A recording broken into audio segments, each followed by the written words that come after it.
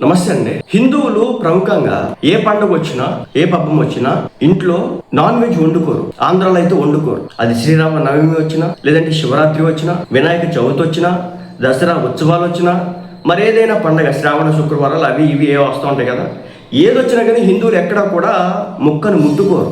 వాళ్ళు వారంలో ఏదో ఒక రోజు తినేవాళ్ళైనా సరే, అది ప్రతి ఆదివారం తినేవాళ్ళైనా సరే, సదరు పండుగ వస్తే ఎట్టి పరిస్థితుల్లో ముట్టుకోరు. ఎందుకు? మనం నాన్ వెజ్ తినకుండా టెంపుల్కి వెళ్ళాలని, నాన్ వెజ్ తినకుండా ఒక జీవిని చంపి టెంపుల్కి వెళ్ళొద్దని, ఒక జీవిని చంపి తిని పూజ చేయొద్దని చెప్పేసి ఒక నమ్మకంగా పెట్టుకుని ఉన్నారు బహుశా, నేను అనుకున్న దాని ప్రకారం. ఇప్పుడు దాన్ని మనం రెస్పెక్ట్ చేయాలి. ఎవడో ఒకడు హిందువుల్లో నేను శివరాత్రి రోజే నాన్ వెజ్ తింటాను, నేను వినాయక చవితి రోజే నాన్ వెజ్ తింటాను, లేదంటే కనుక నేను పలానా ఉగాది రోజే నాన్ వెజ్ తింటానంటే దీనంత పనికి మాలంతరం ఏమైనా ఉంటుందా? ఇది ఎవడో ముక్కు పనికి మళ్ళీ ఎవడో ఏదో తెలియక వాగాడంటే ఒక అర్థం ఉంది. ఒక రాష్ట్ర సీఎం వాగాడు ఇలాంటి మాటలు.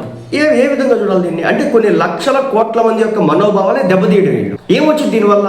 ఏం సాధించగలుగుతా ఉన్నారు? దీని గురించి చూసుకున్నట్లయితే కనుక శివరాత్రి రోజు మటన్ తిన్నా, ఇది మాట్లాడింది కర్ణాటక సీఎం సిద్ధరామయ్య.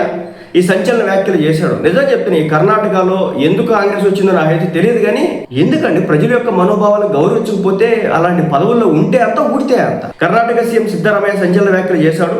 తాను శివరాత్రి ఉగాది లాంటి పర్వదినాల రోజు నాన్ వెజ్ తినాలని చెప్పుకొచ్చాడు.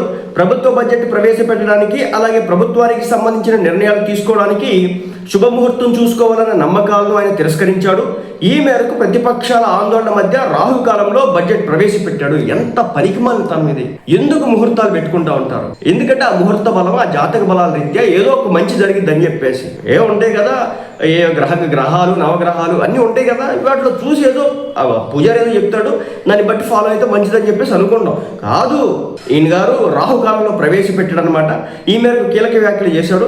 తనకు టైం విషయంలో అలాంటి పట్టింపులేవి లేవని, పండుగల సమయంలో అందరికీ వెజ్ ఫుడ్ తింటే తాను ఆ సమయంలో నాన్ వెజ్ తినేందుకు ఇష్టపడతానని చెప్పి కీలక వ్యాఖ్యలు చేసినాడు. ఇంతకంటే పనికిమాలినతనం ఏమైనా ఉందో? నీ ఇంట్లో అది నీ వ్యక్తిగతం అయితే కానీ నువ్వు ఏదైనా నీ వ్యక్తిగతంగా చేసుకున్నావు, తిను, ఇంకేదైనా తగలబడు. కానీ ప్రజలకి సంబంధించినటువంటి విషయాల్లో, పుణ్యానికి సంబంధించినటువంటి, లేకపోతే కనుక ఒక మంచి గడియల్లో వెళ్తే కనుక మంచి జరిగిద్దని చెప్పేసి అనుకుంటే దాని మీద కూడా రాద్దాంతం.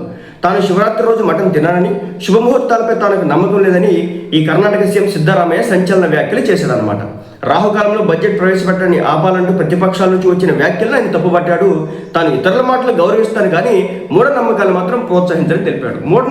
మూఢనమ్మకం ఏముంది దీంట్లో? సతీ సహగమనం మూఢనమ్మకం. లేదంటే కనుక ఎండు మిరపకాయలు ఇవి చేసి బాణం మధ్య, లేదంటే ఇంకేమంటారు షిల్లంగి, లేకపోతే కనుక బ్లాక్ మ్యాజిక్ ఇటు అంటారు కదా, ఇవి మూఢనమ్మకాలు. ఓకే, ఇది మూఢనమ్మకంగా కొన్ని పెట్టుకుంటాం, కొన్ని మంచి జరగాలనుకుంటాం, అందులో భాగంగా ముందుకు వెళ్తాం, దాని మీద కూడా వీళ్ళు రాజకీయం చేస్తూ ఉంటారు.